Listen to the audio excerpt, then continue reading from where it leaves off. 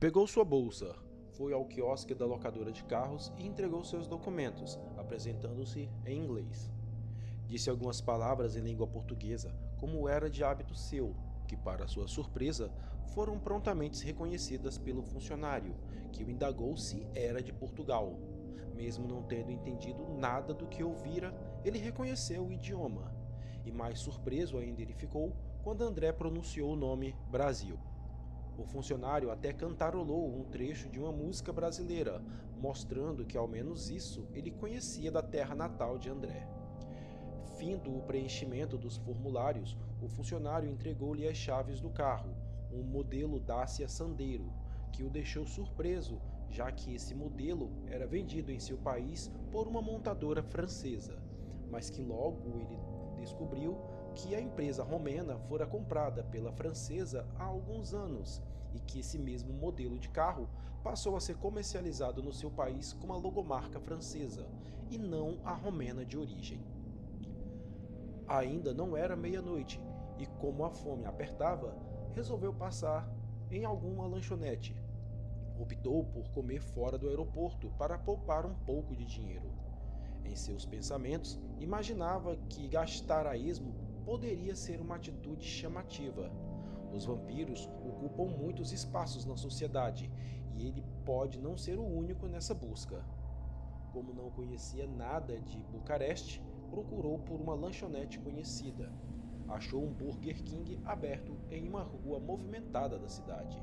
Ao menos ali, ele saberia o que estaria comendo. Sentou-se em uma mesa no fundo do estabelecimento. O local era bem iluminado e bastante colorido, como costumava ser em sua cidade.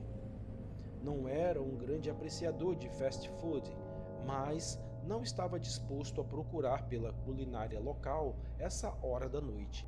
Não havia fila e o cardápio era acessado pelo código QR que estava visível em um suporte de guardanapos sobre a mesa, que também marcava o número da mesa, número 7, em algarismo romano. Pediu um lanche simples, nada muito pesado. Pretendia dormir bastante aquela noite e ficaria muito feliz se o lanche não demorasse tanto, como era costume acontecer no Brasil. Enquanto esperava por sua refeição, imaginava como tudo aquilo veio a acontecer e como fora parar ali, numa terra distante. Sentia-se culpado, de certa forma, pela morte da irmã, pois em seu íntimo imaginava que nada disso teria acontecido se ele não fosse tão teimoso e curioso. Curioso por descobrir criaturas que não tinham nada a ver com ele e com ela. Se ele não tivesse insistido por cortar caminho pelo parque naquela vez, ela não teria conhecido Irã e provavelmente nada daquilo teria acontecido.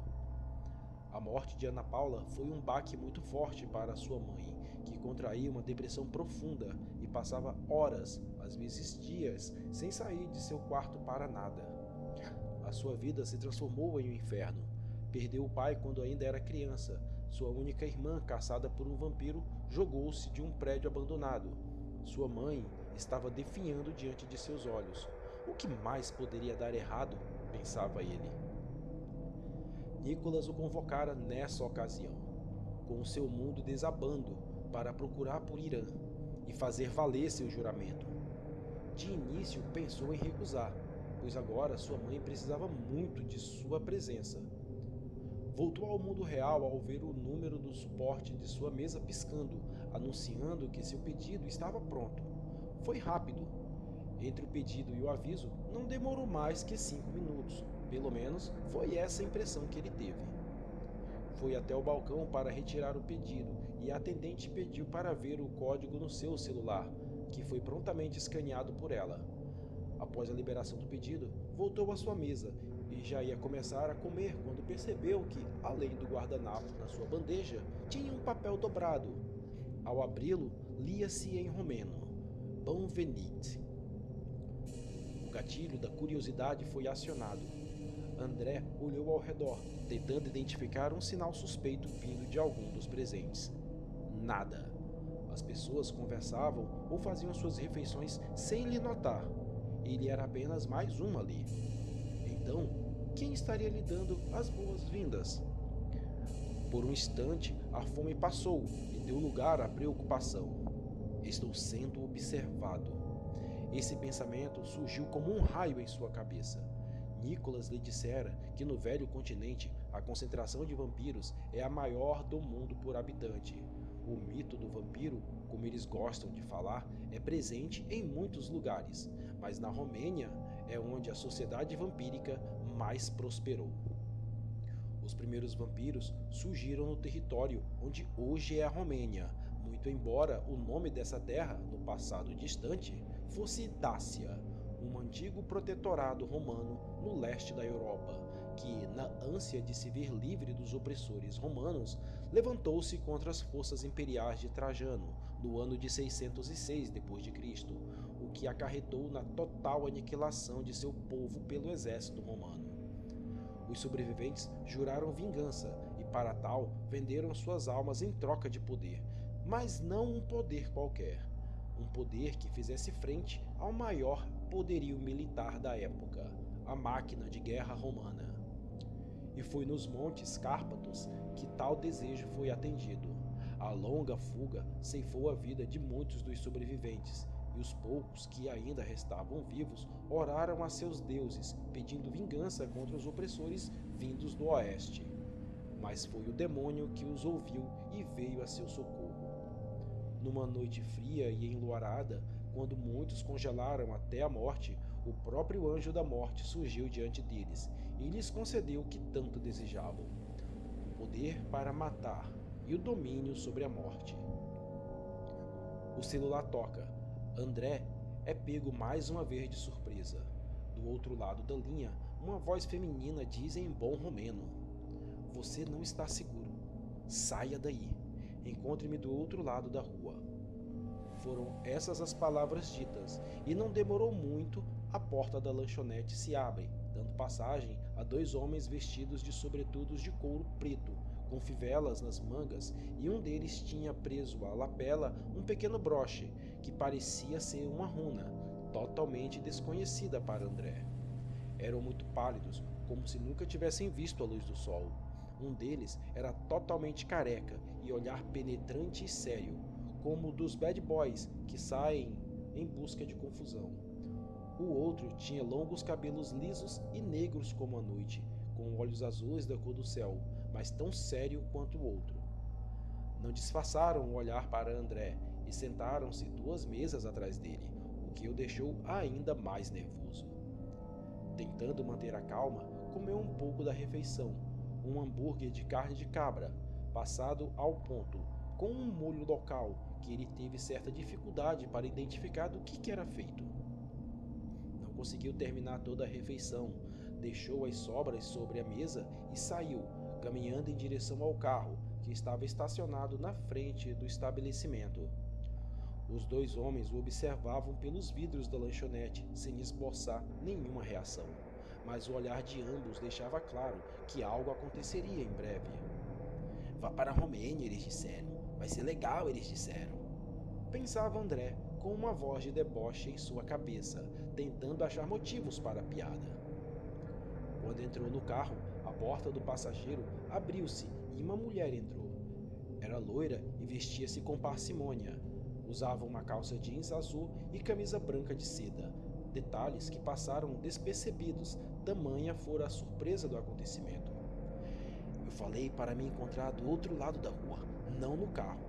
Agora já é tarde, apenas dirija", ela falou. "Quem é você?", retrucou André surpreso. "Não é hora nem local para essa conversa. Se quiser continuar vivo para fazer mais perguntas, apenas dirija e faça tudo o que eu disser", ela disse, finalizando a conversa.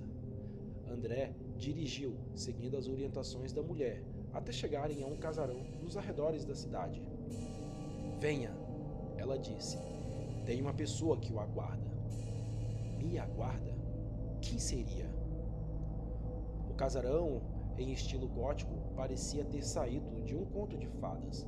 Era algo totalmente novo para André, mas ele perceberia posteriormente que essa arquitetura era muito comum na Romênia. O portão fora aberto por controle remoto e uma via conduzia até a porta da casa. Um Um chafariz com 3 figuras dracônicas ficavam no pátio em frente à casa, cuja porta, como André notou, media mais de 2 metros de altura e era de madeira maciça. Subiram 3 pequenos degraus antes de ficarem diante da porta, que foi prontamente aberta por alguém do outro lado, como se já estivessem esperando a batida, que nunca aconteceu. O salão que André deduziu ser a sala de estar era bastante amplo, com 2 grandes escadas, à direita e à esquerda, que dava acesso à parte superior do salão. Tapeçarias com gravuras estranhas chamaram a sua atenção. As grandes janelas estavam todas fechadas e possuíam cortinas escuras. Um sofá vermelho estava no lado esquerdo da sala, e uma imensa mesa com castiçal e várias cadeiras ficavam à sua direita. O teto era ornamentado com um grande candelabro. O local era bem iluminado, o que fez com que André deduzisse que estava diante de humanos. Você pensa alto demais, meu caro André. A voz vinha de cima, de um homem com uma aparência de meia-idade, mas com o vigor de um jovem. Ele caminhou até a escada e desceu-a lentamente, dando a entender que não tinha pressa. Enquanto descia, falava com André. Sim, é isso mesmo. Nós somos vampiros. E não deveria estar surpreso, já que está aqui na Romênia em busca de um. E não se admire com as luzes, eu gosto assim. A propósito, permita-me que me apresente. Meu nome é Nicolau, e essa bela moça que o acompanhou até aqui chama-se Camille. E este que você vê são meus parentes, nascidos, uns de mim, outros vieram a mim. Nesse momento, ele apontou para cima, e eis que lá, ao lado de outro homem, estava Irã.